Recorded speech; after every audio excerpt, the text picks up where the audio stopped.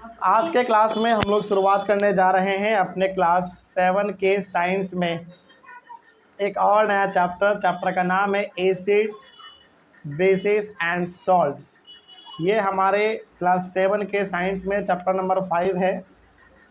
इसके पहले हम लोग चैप्टर नंबर 4 तक यानी कि चैप्टर नंबर 1, 2, 3, 4 डिस्कस कर चुके हैं और आज फाइनली हम लोग अपने चैप्टर नंबर 5 का शुरुआत कर रहे हैं। चैप्टर का नाम बहुत सिंपल है, एसिड्स बेसिस एंड सॉल्ट्स। ध्यान रखना है, इस पूरे चैप्टर में हम लोग 3 चीज़ों के बारे में इंफॉर्मेशन लेंगे, 3 चीज़ों के बारे में ही पढ़ेंगे। पहला हम लोग पढ़ेंगे एसिड्स के बारे में, फिर पढ़ेंगे बेस के बारे में और तीसरा पढ़ेंगे सॉल्ट के बारे में। ध्यान रहे, ये जो सॉल्ट यहाँ पे लिखा हुआ ये सॉल्ट खाने वाला सॉल्ट नहीं है, ये जो सॉल्ट है वो केमिकल वाला सॉल्ट है, ठीक है ना, ध्यान रखेंगे। तो आइए शुरुआत करते हैं अपने चैप्टर का। चैप्टर बहुत सिंपल है, बहुत आसान है, बहुत छोटा भी है, तो बस आपको थोड़ा सा इसको बैठ के अच्छे से समझते चलना है, तो ये चैप्टर हमारा बहुत जल्दी ख़त्म भी हो जाएगा। ठीक है, शुरुआत किया जाए। चलिए, सबसे पहले हम लोग बात करेंगे अपना first topic acids and bases के बारे में, कि एसिड क्या होता है और बेस क्या होता है। आपने नाम सुना होगा एसिड बेस, तो उसके बारे में आज हम लोगों को जानकारी भी लेना है कि आखिर क्या होता है एसिड। पहले समझेंगे एसिड्स के बारे में कि एसिड क्या होता है। पहला, एसिड का definition, substance which are sour in taste are known as acids. ज़्यादातर सबस्टेंस जब आप उसको टेस्ट करते हैं, खाते हैं, और यदि वो खट्टा लगता है, सावर का मतलब क्या होता है, खट्टा लगता है, तो मान लीजिए कि उसमें क्या है, एसिड है। ठीक है, मतलब आप यदि कोई चीज़ मान लीजिए खाते हैं और वो खट्टा लगता है आपको खाने में, तो उसमें क्या मिला हुआ है, एसिड है। जैसे एग्जांपल के तौर पे नींबू है ना, फिर से संतरा, उसी प्रकार से दही है ना, ये सब चीज़ जब आप खाते हैं तो आपको खट्टा लगता है, तो उसमें क्या प्रेजेंट है, उसमें क्या प्रेजेंट है, एसिड प्रेजेंट है ना। तो नींबू हो गया, फिर से संतरा हो गया, फिर से दही हो गया, है ना, ये सब चीज़ों में एसिड प्रेजेंट होता है, इसीलिए ये खट्टा लगता है। आगे, तो जिस सबस्टेंस को खाने पे, टेस्ट करने पे आपको खट्टा लगे, उसमें आप समझ जाएंगे कि क्या है, एसिड है। The chemical nature of such substances is acidic. उस सबस्टेंस का, जिसको आपने खाया, जिसको आपने टेस्ट किया तो वो खट्टा लगा, उस सबस्टेंस का नेचर कैसा है, एसिडिक है। एसिडिक है मतलब उसमें एसिड है।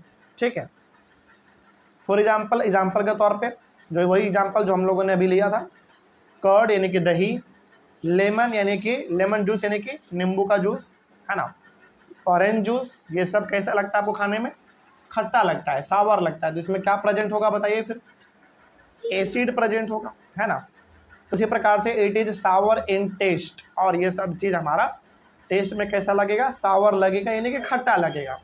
तो एसिड के बारे में आपको 2-3 बातें बस ध्यान रखने हैं। जो सबस्टेंस आप खा रहे हैं यदि वो खट्टा लग रहा है तो मान लीजिए उसमें क्या है, एसिड है ना।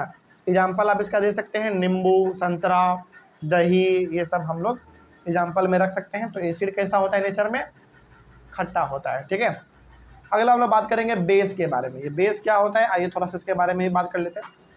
Substances which are bitter in taste and feel soapy on touching are known as basis.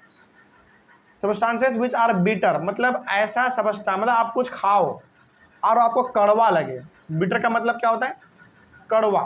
तो आप कोई चीज़ खाओ और उसको खाने में आपको बड़ा कड़वा लगे, तो उसको आप ये समझ, मतलब वहाँ पर आप ये समझ जाइए कि उसमें क्या मिला हुआ है, बेस मिला हुआ है। क्या है, बेस। और बेस को जब आप टच करोगे ना, मतलब कोई सबस्टेंस को आप टच करो, वो बिल्कुल सॉपी लगे, सॉपी मतलब बहुत स्मूथ लगे, बहुत मुलायम लगे, तो वो हमारा बेस है। मतलब बेस को पहचानने का 2 तरीका है। पहला, आप उसको टच करोगे तो बिल्कुल सॉपी लगेगा। सॉपी का मतलब बिल्कुल चिकना।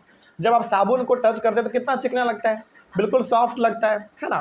तो जब आप किसी चीज़ को टच करें और वो बिल्कुल चिकना लगे, बहुत सॉफ्ट, सॉपी टू टच, बहुत अच्छा लगे, और उसको जब आप टेस्ट करेंगे और यदि वो कड़वा लग रहा है तो समझ जाइए वो क्या है, बेस है। ठीक है, आगे द केमिकल नेचर। तो फिर बताओ कि फिर बेस का केमिकल नेचर कैसा होगा, बेसिक होगा, है ना। जैसे एसिड का एसिडिक नेचर क्या होता है, एसिडिक होता है, मतलब एसिड का केमिकल नेचर क्या होता है, एसिडिक। उसी प्रकार से बेस का केमिकल नेचर क्या होगा, बेसिक होगा। एग्जाम्पल के तौर पे आप इसके लिए इस्तेमाल कर सकते हैं बेकिंग सोडा। ये बेकिंग सोडा आपके घरों में भी होता है। आप अपनी मम्मी को बोलेंगे कि मम्मी बेकिंग सोडा क्या होता है, हमको ज़रा दिखाओ, तो वो दिखाएंगे। और यदि आप उसको थोड़ा सा टच करेंगे, बस ज़्यादा नहीं, चुटकी भर अपने जीभ पे रखना, तो आपको देखना वो बहुत कड़वा लगेगा, है ना। तो हमारा क्या है, एक बेस है, ठीक है। तो it is bitter in taste, तो बेस कैसा लगेगा आपको, बिटर लगेगा, यानी कि कड़वा लगता है, ठीक है। तो आपने पढ़ लिया एसिड के बारे में, आपने पढ़ लिया बेस के बारे में। एक चीज़ क्या बच गया हमारा, सॉल्ट बच गया। तो सॉल्ट के बारे में हम लोग अभी नहीं पढ़ेंगे, क्योंकि आगे हम लोगों को सॉल्ट के बारे में पढ़ना ही है, ठीक ना। तो सॉल्ट के बारे में हम लोग आगे डिस्कस करेंगे। तो घबराने वाली बात नहीं है कि सर एसिड हो गया, बेस हो गया, सॉल्ट क्यों नहीं हुआ। सॉल्ट आपको आगे पढ़ना है, इसीलिए हम लोग उसको अभी नहीं पढ़ रहे हैं, ठीक है। तो सॉल्ट आगे हम लोग पढ़ लेंगे। अब समझते हैं इंडिकेटर्स क्या होता है, बहुत इंपॉर्टेंट है, तो ध्यान से इसको समझिएगा आप लोग।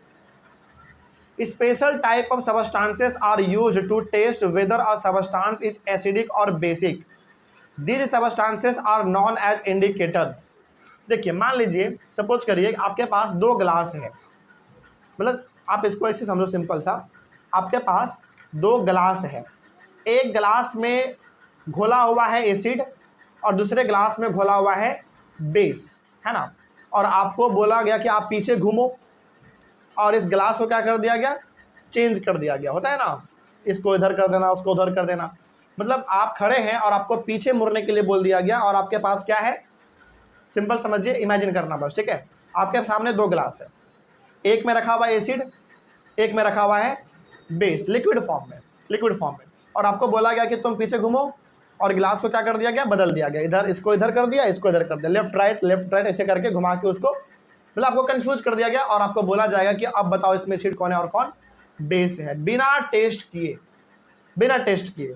तो हमारे पास एक ही उपाय होता है बिना टेस्ट किए उसको पता लगाने का कि किसमें एसिड है और किसमें बेस है। किससे पता लगाते हैं हम लोग, नहीं स्मेल नहीं, इंडिकेटर से। कैसे हम लोग पता लगाएंगे, इंडिकेटर से पता लगाएंगे।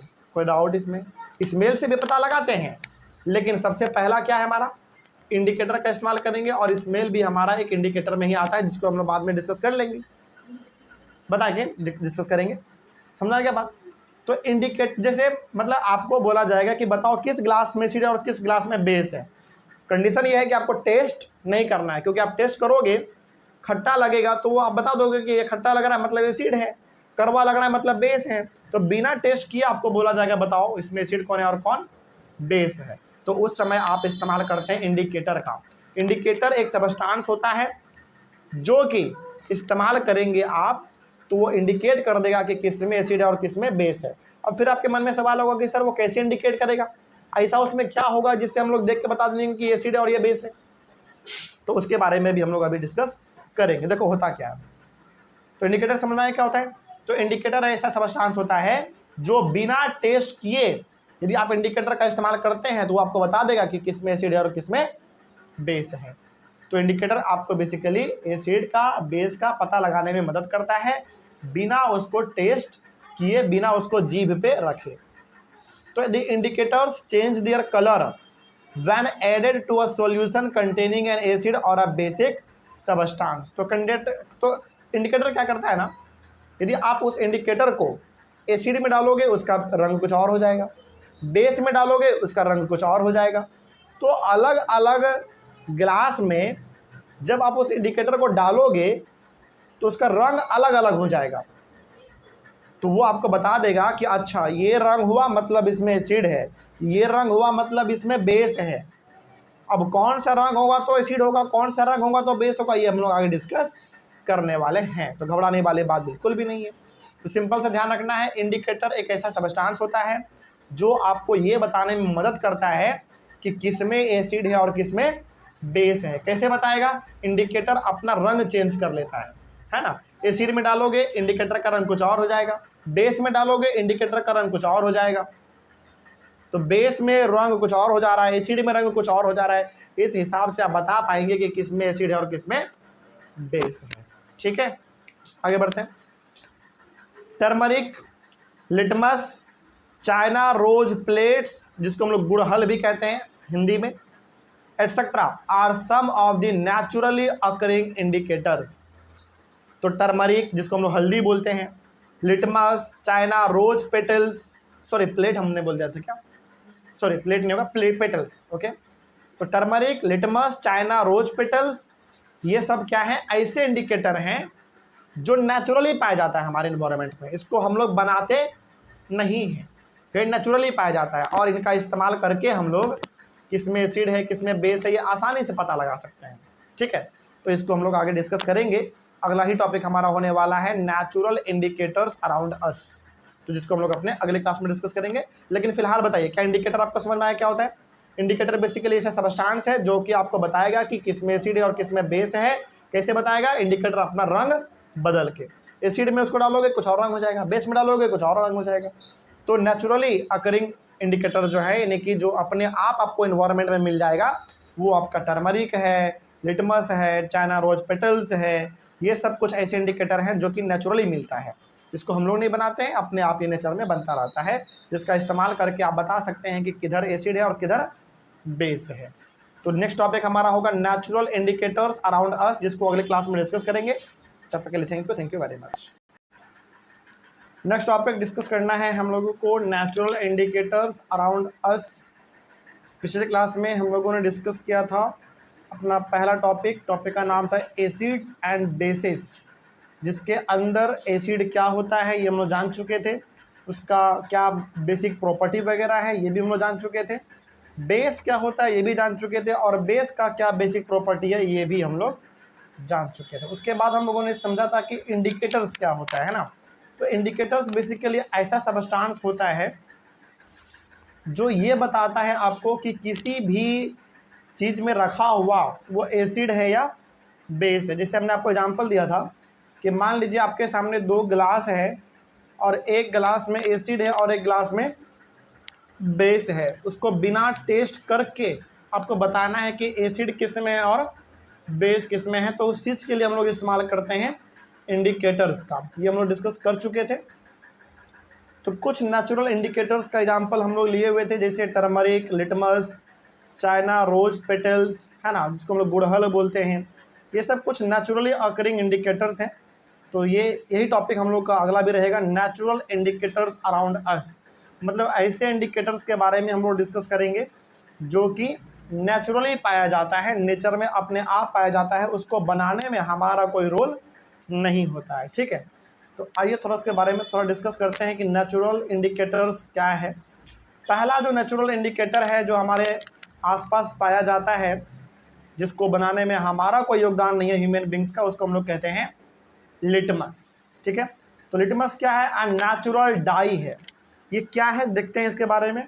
नेचुरल डाई का मतलब होता है एकदम, ये एक तरीके से आप कह सकते हो कि नेचर में ऐसे पाया जाता है जिसका फॉर्मेशन में हम इंसान का कोई रोल नहीं है, लिटमस, ठीक है। इसके बारे में अभी आप पढ़ेंगे तो आपको और समझ में आएगा। It is extracted from lichens. Lichens का मतलब समझते हैं क्या होता है? काई। जैसे पानी यदि एक लंबे समय तक एक जगह पर इकट्ठा रहे तो आप देखते हैं वहाँ पे क्या जमा हो जाता है, ग्रीन ग्रीन कलर का काई जमा हो जाता है ना। तो उसी काई से बनाया जाता है लिटमस, ओके। आगे तो मतलब एक तरीके से आप कह सकते हैं कि लिटमस को बनाने में जो हाथ है वो किसका है? काई का है ना, जो ग्रीन कलर का होता है, जहाँ पे पानी लंबे समय से जमा रहने के कारण जम जाता है, वहाँ पे काई लगता है और काई से ही हम लोगों को मिलता है लिटमस, ठीक है। आगे, it has a purple colour in distilled water. Distilled water का मतलब होता है बिल्कुल प्योर वाटर। जैसे आपके घर में यदि इन्वर्टर वगैरह होगा तो बैटरी भी होगा, उस बैटरी में जो हम लोग पानी डालते हैं वो कौन सा वाटर होता है? डिस्टिल्ड वाटर होता है। मतलब आपके घर में यदि इन्वर्टर होगा तो एक बैटरी भी होगा, है ना। तो बैटरी में जो हम लोग पानी डालते हैं वो कैसा पानी होता है? डिस्टिल वाटर होता है। डिस्टिल वाटर का मतलब बिल्कुल साफ पानी। तो उस डिस्टिल वाटर में जब हम लोग लिटमस को डालते हैं तो वो कैसा कलर का होता है? पर्पल कलर का होता है, ठीक है। When added to an acidic solution it turns red and when added to a basic solution it turns blue। उसी लिटमस को जब हम एसिड में डाल देंगे तो वो रंग किसका ले लेगा, रेड हो जाएगा वो।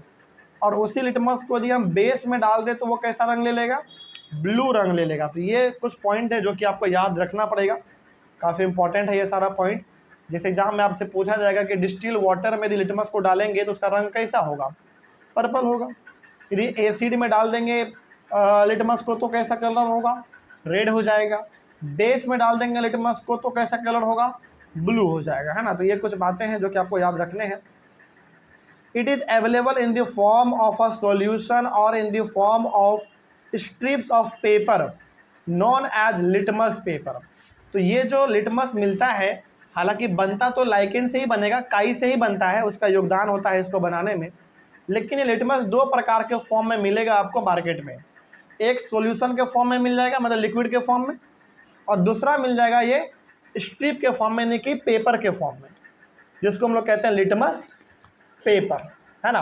कहने का सिंपल सा मतलब है कि जिस लिटमस के बारे में हम लोग बात कर रहे हैं, ये लिटमस बनेगा तो लाइकेन से ही, काई से ही बनता है।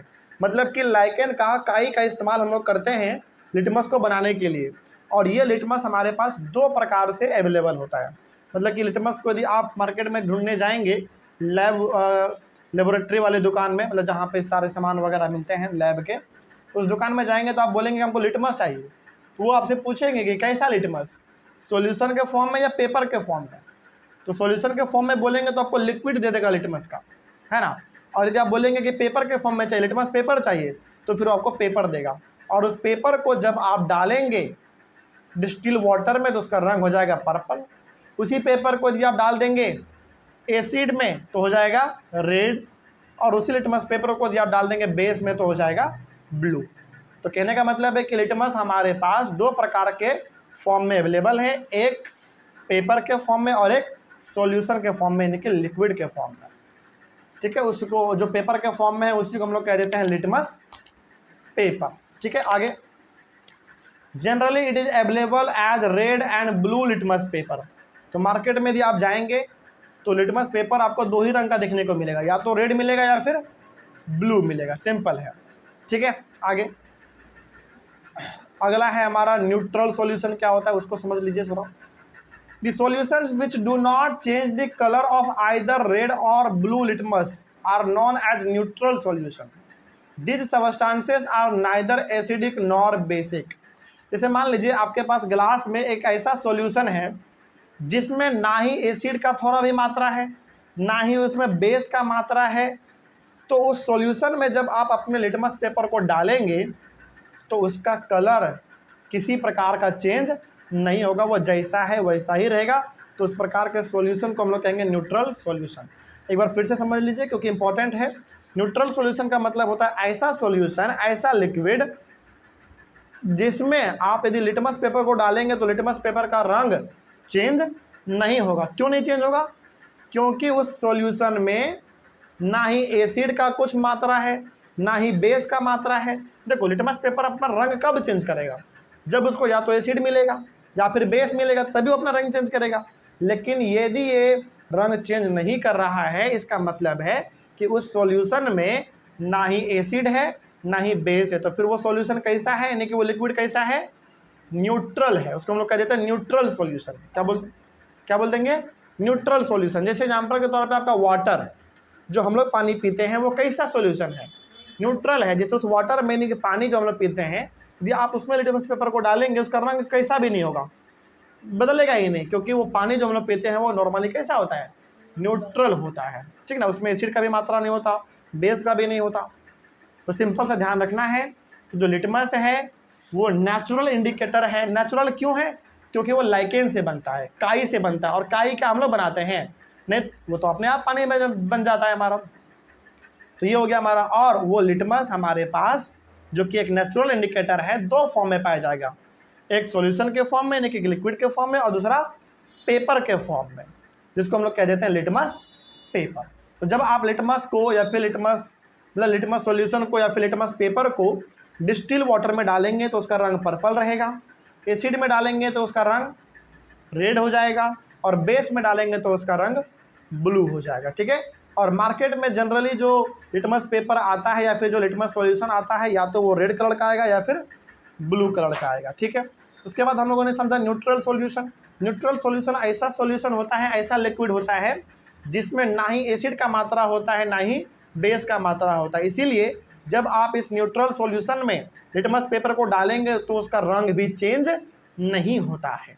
ठीक है, रंग चेंज इसलिए नहीं हो रहा है क्योंकि सॉल्यूशन में ना ही एसिड है और ना ही बेस है, इसीलिए नहीं हुआ। लेकिन उसमें यदि एसिड या फिर बेस भी रहता तो वो अपना रंग जरूर बदलता। तो रंग नहीं बदल रहा है, इसका मतलब है कि वो न्यूट्रल सॉल्यूशन है। कहानी समझ आ गया पूरा। अगला जो नेचुरल इंडिकेटर है हमारे सामने वो है turmeric. Turmeric is another natural indicator. Turmeric का सिंपल सा मतलब हल्दी, जो हम लोग अपने घरों में हल्दी वगैरह खाते हैं ना, वो भी हमारा एक इंडिकेटर का काम करता है, वो भी नेचुरल इंडिकेटर है। जैसे it turns red in basic medium and remains yellow in an acidic medium. जैसे जब आप हल्दी को डालते हैं बेस में तो उसका रंग हो जाता है रेड, और जब आप उसी हल्दी को डाल देते हैं एसिड में तो उसका रंग येलो का येलो ही रहता है। बताओ हल्दी का रंग, नेचुरल रंग कैसा है हल्दी का? येलो। तो जब आप उस हल्दी को एसिड में डालेंगे तो उसमें कोई बदलाव नहीं आएगा, वो येलो का येलो ही रहेगा। लेकिन यदि उसी हल्दी को हम बेस में डाल दें तो फिर वो रंग ले लेगा रेड कलर का। जैसे एग्जाम्पल के तौर पर आपको एग्जाम्पल बताते हैं। मान लीजिए गलती से आपके वाइट शर्ट पे सब्जी गिर गया। इमेजिन करो कि आपके वाइट शर्ट पे सब्जी गिर गया और उस सब्जी में क्या था? आपका हल्दी था। तो यदि आपके शर्ट पे सब्जी गिर गया और उस शर्ट के ऊपर यदि आपने गलती से साबुन वगैरह लगा के यदि आपने उसको धो दिया, और साबुन होता है एक बेस, यदि आप साबुन लगा के उसको धो देंगे तो देखना वो वाइट शर्ट का रंग जाने के बजाय वो वाइट शर्ट आपका पूरा लाल हो जाता है। आपने गौर किया कभी इस बात को? कभी गौर किए हम लोग? मतलब कभी गौर करना है इस बात को, जब आपके वाइट शर्ट पे सब्जी गिरेगा और उस दाग को छुड़ाने के लिए यदि आप उसके ऊपर साबुन वगैरह रगड़ेंगे तो वो साबुन रगड़ने का मतलब है कि आप उसके ऊपर क्या रगड़ रहे हैं? बेस रगड़ रहे हैं। तो जिसके वजह से वो उसका रंग छूटने के बजाय वो और लाल हो जाएगा। ऐसा लगेगा जैसे शर्ट पे ना ब्लड गिरा हुआ है, इस प्रकार का दाग बन जाता है। तो फिर उसके लिए क्या करना है? उसके लिए कई लोग ब्लीचिंग पाउडर का थोड़ा इस्तेमाल कर लेते हैं। कई सारे मार्केट में अब तो अलग अलग प्रकार के प्रोडक्ट वगैरह आ गए हैं, उसका इस्तेमाल करके वो लोग उसका दाग छुड़वाते हैं। लेकिन उसके बावजूद भी रह जाता है हल्का। कितना भी आप कर लो 100% तो आप एक बार में नहीं निकाल पाओगे, वो धीरे धीरे जाता है ना। वो टीवी में ऐड दिखाता है वो अलग चीज़ है। देखते हैं ना टीवी में आप ऐड देखते हैं, पूरा अचार लगा लेता है पूरा शर्ट में, 10 रुपये के सर्फ से पूरा साफ़ हो जाता है। वो केवल कहने के लिए है। हाँ साफ़ होता है लेकिन क्या 100% नहीं, वो 2-3 बार जब आप धोगे तब वो पूरा ख़त्म होगा। तो टर्मरिक यानी कि हल्दी भी हमारा एक नेचुरल इंडिकेटर है, जिसको यदि आप बेस में डाल देंगे तो रेड हो जाएगा, एसिड में डालेंगे तो वो येलो का येलो ही रहेगा, वो अपना रंग नहीं बदलता है। अगला है हमारा China rose as indicator. China rose भी हमारा एक नेचुरल इंडिकेटर ही है। ये चाइना रोज क्या करेगा, किसमें किसका रंग होगा इसका देख लो। China rose indicator turns acidic solution to dark pink. यानी कि यदि आप चाइना रोज को एसिडिक सॉल्यूशन में डाल देते हैं, इसका मतलब हुआ ये कि चाइना रोज को यदि आप एसिड में डाल देते हैं तो उसको वो डार्क पिंक कर देगा। और डार्क पिंक को हम लोग क्या बोलते हैं? मैजेंटा। ठीक है, तो ध्यान रखना है कि यदि आप चाइना रोज को एसिड में डालेंगे तो उसका रंग हो जाएगा dark pink and basic solutions to green. और यदि आपने चाइना रोज को बेस में डाल दिया तो उसका रंग क्या हो जाएगा? ग्रीन हो जाएगा। ठीक है, तो एसिड में डालेंगे तो डार्क पिंक और बेस में डाल देंगे तो ग्रीन हो जाएगा। ये आपको ध्यान रखना है, जिसमें हम लोगों ने 3 प्रकार के नेचुरल इंडिकेटर्स के बारे में डिस्कस किया है। और ये 3 प्रकार के नेचुरल इंडिकेटर आपको ये बताते हैं कि इसको किस सॉल्यूशन में डालेंगे तो उसका रंग कैसा होगा, है ना। बिना टेस्ट किए आप बता सकते हैं कि रखा हुआ ग्लास में एसिड है कि बेस है। बस आपको पता होना चाहिए कि हल्दी डालेंगे तो उसका रंग कैसा होगा एसिड में बेस में, चाइना रोज को डालेंगे तो उसका एसिड और बेस में कैसा रंग होगा। उसी प्रकार से यदि हम लोग बात करें थोड़ा और, तो पहला जो हम लोगों ने पढ़ा लिटमस, लिटमस को एसिड या बेस में डालेंगे तो उसका रंग कैसा होगा। यदि आपको इतना आइडिया है तो आप आसानी से बता देंगे कि गिलास में रखा हुआ एसिड है कि बेस है, बिना उसको टेस्ट किए। ठीक है, ये टॉपिक हमारा खत्म हुआ। नेक्स्ट टॉपिक है न्यूट्रलाइजेशन। इसको हम लोग अपने अगले क्लास में डिस्कस करेंगे। तो न्यूट्रलाइजेशन को अगले क्लास में करते हैं डिस्कस। तब तक के लिए thank you very much. Next topic discuss करना है हम लोगों को न्यूट्रलाइजेशन। ये न्यूट्रलाइजेशन क्या होता है ये तो आपको 5 मिनट के बाद समझ में आएगा, लेकिन उसके पहले कुछ 3-4 पॉइंट इंपॉर्टेंट हैं, उसको हम लोग पहले समझेंगे, फिर आपको समझ में आएगा कि न्यूट्रलाइजेशन क्या है।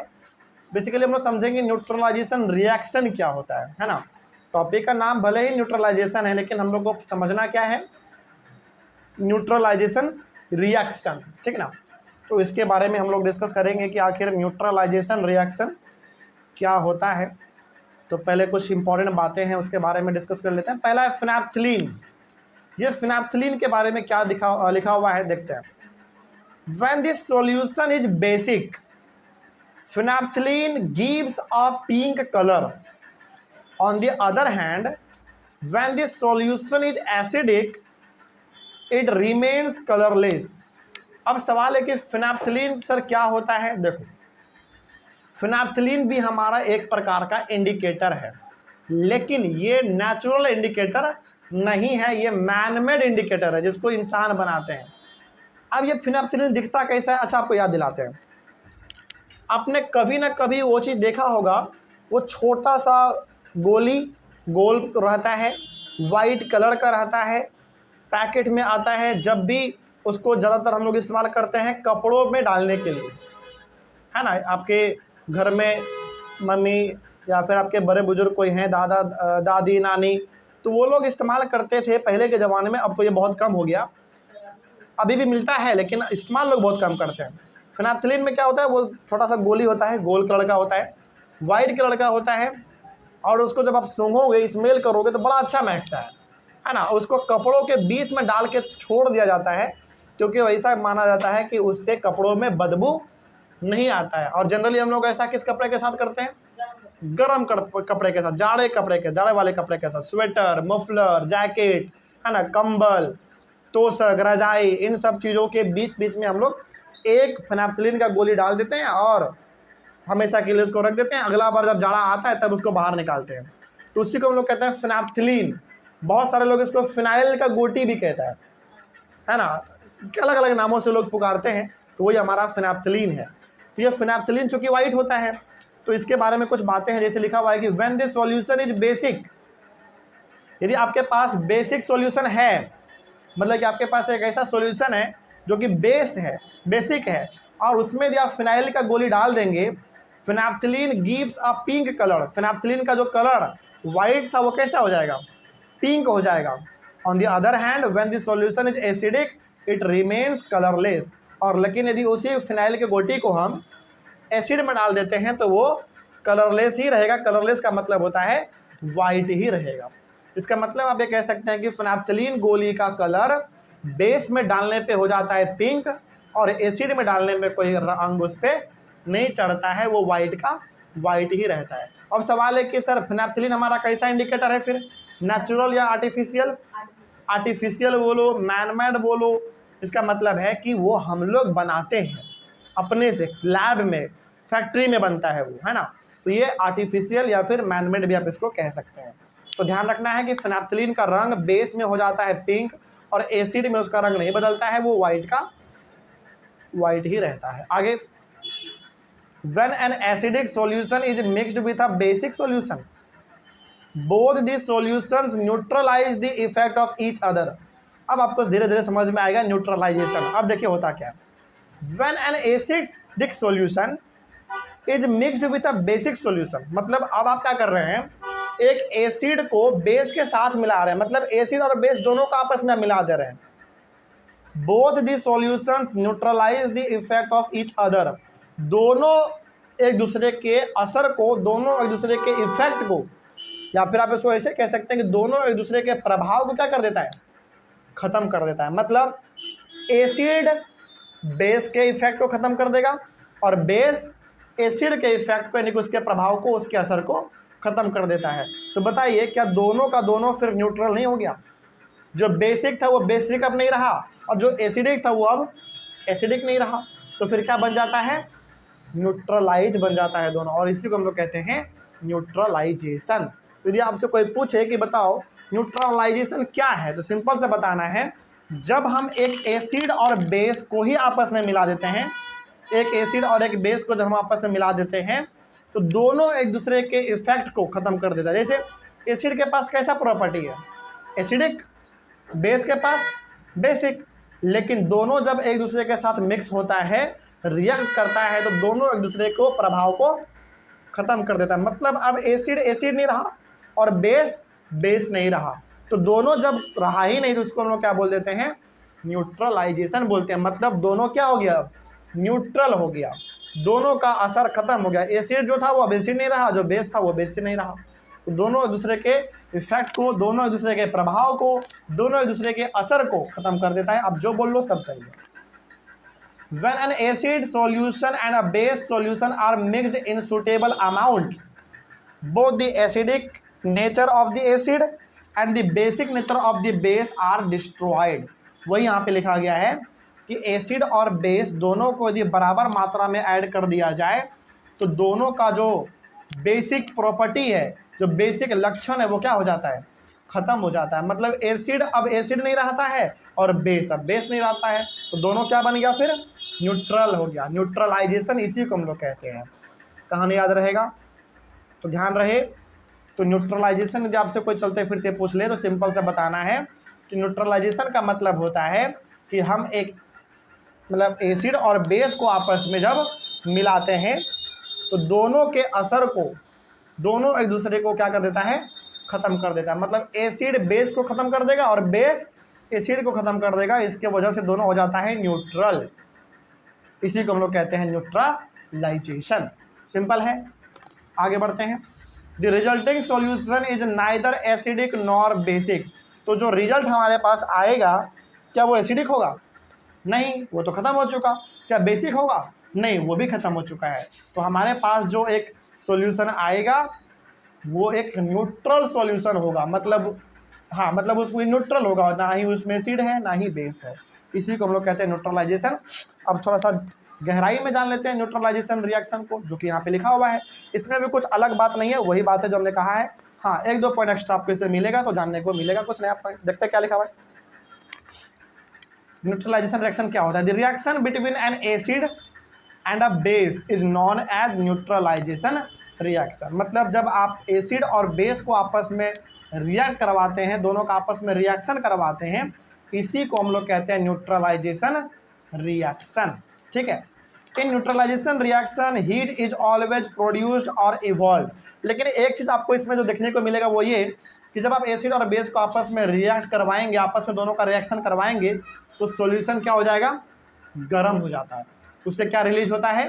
हीट रिलीज होता है। मतलब कि जैसे मान लीजिए आपने गिलास लिया, उस गिलास में आपने एसिड मिलाया, फिर आपने बाहर से बेस भी मिला दिया बराबर मात्रा में, तो वो गिलास कैसा हो जाएगा? गर्म हो जाएगा। लेकिन जो सॉल्यूशन है वो ना ही अब एसिडिक रहा ना ही बेसिक रहा, वो हो चुका है अब न्यूट्रल सॉल्यूशन। केवल वो सॉल्यूशन है, उसमें किसी चीज़ का असर नहीं बचा है। ठीक है। लेकिन जब होगा हमारा न्यूट्रलाइजेशन रिएक्शन तो उसमें क्या रिलीज होगा? हीट। इस बात का ध्यान रखना है।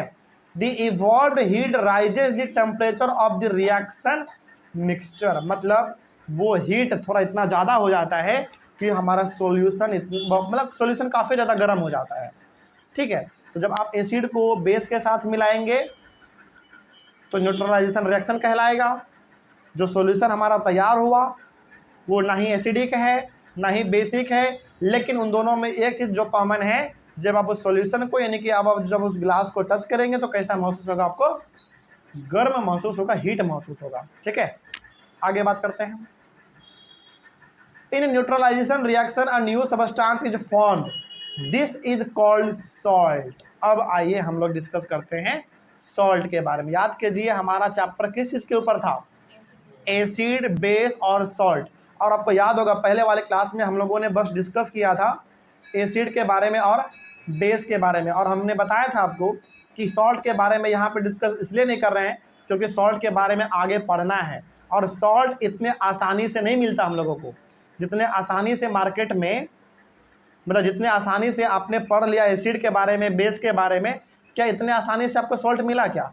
नहीं, सॉल्ट कब मिलता है? जब एक एसिड एक बेस है ना आपस में रिएक्ट करते हैं, तो ये रिएक्शन हमारा कहलाता है न्यूट्रलाइजेशन रिएक्शन। उससे हम लोगों को हीट मिलता है और साथ ही साथ जो सॉल्यूशन हमारा बना है वो न्यूट्रलाइजेशन, मतलब वो न्यूट्रल हो जाता है। और उसके साथ जो हम लोगों को एक चीज़ और मिलता है, वो क्या मिलता है? सॉल्ट मिलता है। क्या ये सॉल्ट खाने वाला नमक है? नहीं, केमिकल है। ठीक है, सोडियम क्लोराइड नहीं, सोडियम क्लोराइड वो ऐसा नमक है जो हम लोग खाते हैं। हम लोग जो नमक खाते हैं ना अपने घरों में, उसका नाम है सोडियम क्लोराइड, ध्यान रखिएगा। शॉर्ट में बोलते हैं उसको NaCl। क्या बोलेंगे? NaCl। उसके बारे में हम लोग कभी बात करेंगे, लेकिन फिलहाल आगे बढ़ते हैं। तो एसिड के बारे में आपने जान लिया था पहले ही, बेस के बारे में आपने पहले जान लिया था। अब आपको समझ में आ गया होगा सॉल्ट क्या होता है। तो सॉल्ट इतने आसानी से मिलता है क्या? नहीं। तो यदि आप देखो, वही लिखा हुआ है कि neutralisation reaction a new substance is formed, this is called salt. तो न्यूट्रलाइजेशन रिएक्शन में एक नया चीज जो आपको मिलेगा एसिड और बेस के रिएक्शन के बाद, वही हमारा कहलाता है सॉल्ट। तो यदि आपसे वो आप कोई पूछे कि बताओ ये पूरा कहानी हमारा है न्यूट्रलाइजेशन का, इसको समझाइए और इससे सॉल्ट कैसे मिलता है इसको भी बताइए, ठीक ना? तो वो हम लोग समझेंगे। तो सिंपल सा बताना है आपको फिलहाल अभी ये कि जब एक एसिड को और बेस को आपस में हम रिएक्ट करवाते हैं, आपस में दोनों का रिएक्शन करवाते हैं, तो दोनों के असर को ख़त्म कर दिया जाता है। एसिड बेस के असर को ख़त्म कर देगा और बेस एसिड के असर को ख़त्म कर देगा। मतलब एसिड अब एसिड नहीं रहा, बेस और बेस नहीं रहा, न्यूट्रल हो गया दोनों। मतलब वो जो सॉल्यूशन है वो उसमें ना ही एसिड है ना ही बेस है, वो न्यूट्रल हो चुका है बिल्कुल। ठीक है, और इस न्यूट्रलाइजेशन रिएक्शन, मतलब इसी को हम लोग कहते हैं न्यूट्रलाइजेशन रिएक्शन। इसमें आपको 2-3 चीज़ देखने को मिलेगा। पहला, हीट रिलीज होगा, गर्म हो जाएगा पूरा सॉल्यूशन। और दूसरा चीज़ न्यूट्रलाइजेशन रिएक्शन में आपको देखने को मिलेगा वो सॉल्ट देखने को मिलेगा। ठीक है, और ये वही सॉल्ट है, मतलब ये सॉल्ट जो है वो खाने वाला सॉल्ट नहीं है, ये केमिकल वाला सॉल्ट है। ठीक है, लेकिन सवाल है कि सर जो हम लोग नमक खाते हैं वो कैसे बनता है? फिर वो भी इसी तरीके से बनता है, लेकिन वो नमक अलग होता है और ज़्यादातर जो हमारा केमिस्ट्री में इस्तेमाल होता है नमक, सॉल्ट, वो क्या होता है? अलग होता है। ठीक है, आगे बात करेंगे तो अभी आपको और समझ में आएगा।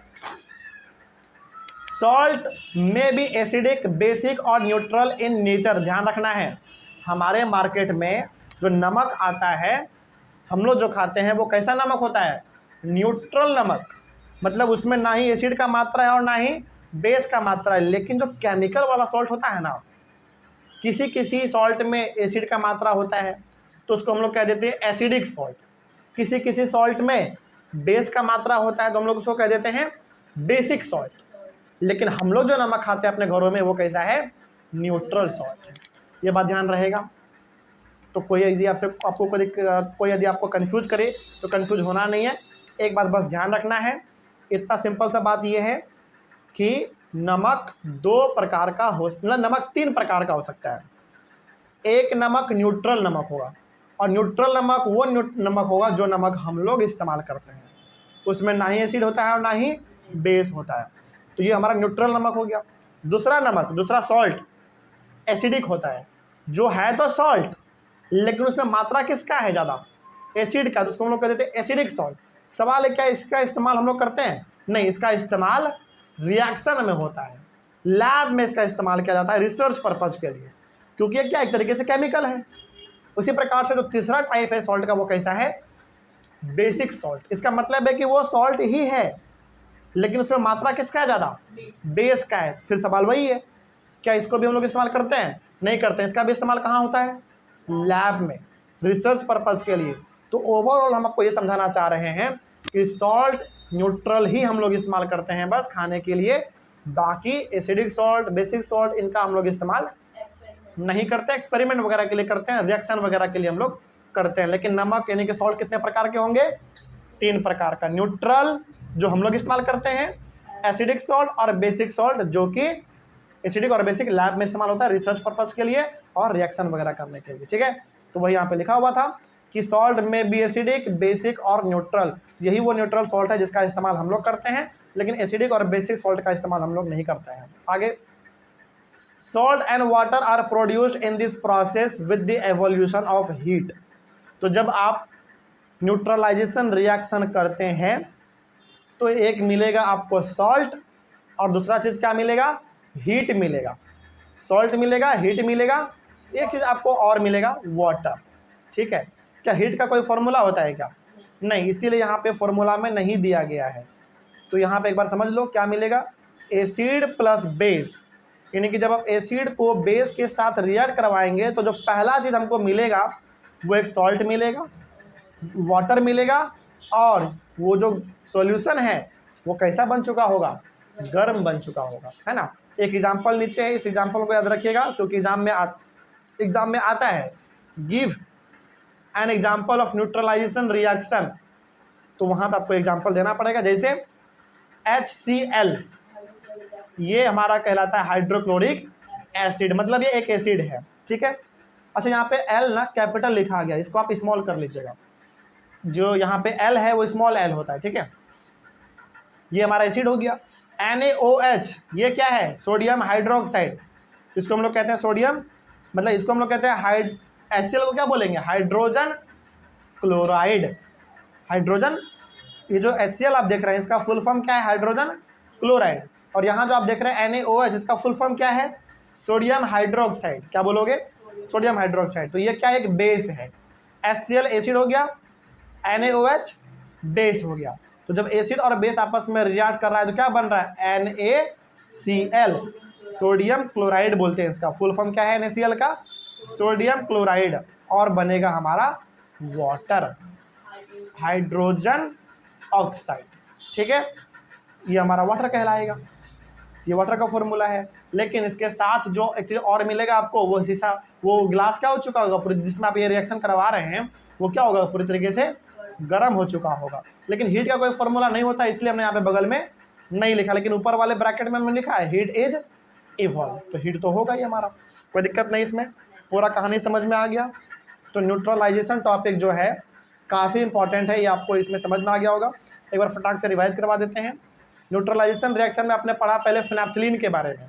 फिनाप्थलीन को जब आप डालेंगे बेस में उसका रंग हो जाएगा पिंक, जब उसको डाल देंगे आप एसिड में तो उसका रंग वाइट ही रहेगा। उसके बाद हमने पढ़ा फिर न्यूट्रलाइजेशन के बारे में। जब आप एसिड और बेस को आपस में मिलाते हैं तो दोनों एक दूसरे के इफेक्ट को, दोनों एक दूसरे के असर को, दोनों एक दूसरे के प्रभाव को क्या कर देगा, पूरी तरीके से ख़त्म कर देगा। मतलब एसिड एसिड नहीं रहा और बेस बेस नहीं रहा, फिर क्या बन गया, वो हमारा न्यूट्रल सॉल्यूशन बन गया, ठीक है। इसी को हम लोग कहते हैं न्यूट्रलाइजेशन रिएक्शन। और न्यूट्रलाइजेशन रिएक्शन में आपने पढ़ ही रहा कि एसिड और बेस का रिएक्शन करवाते हैं, हीट हमेशा आपको देखने को मिलेगा, हीट इवॉल्व होगा टेम्परेचर हाई होने के वजह से, है ना। उसके बाद आपने पढ़ा इसका एक एग्जाम्पल कि जब न्यूट्रलाइजेशन रिएक्शन होगा, मतलब जब आप एसिड और बेस को आपस में रिएक्ट करवाएंगे तो आपको सॉल्ट मिलेगा, वाटर मिलेगा और हीट तो रिलीज होगा ही होगा। तो ये वाला एग्जाम्पल बस आपको ध्यान में रख लेना है। और जो सॉल्ट रिलीज होगा, जो सॉल्ट बनेगा, वो सॉल्ट कितने प्रकार के हो सकते हैं, 3 प्रकार के सॉल्ट हो सकते हैं। यदि वो न्यूट्रल सॉल्ट है तो खाने वाला है, जो हम लोग खाते हैं अपने घरों में। एसिडिक सॉल्ट है, इसका मतलब है कि उसमें एसिड का मात्रा ज़्यादा है। बेसिक सॉल्ट है, इसका मतलब उसमें बेस का मात्रा ज़्यादा। यही था हमारा पूरा का पूरा न्यूट्रलाइजेशन टॉपिक, खत्म हुआ। नेक्स्ट टॉपिक है न्यूट्रलाइजेशन इन एवरीडे लाइफ, जिसको हम लोग बात करेंगे अपने अगले वाले क्लास में। तब तक के लिए थैंक यू वेरी मच।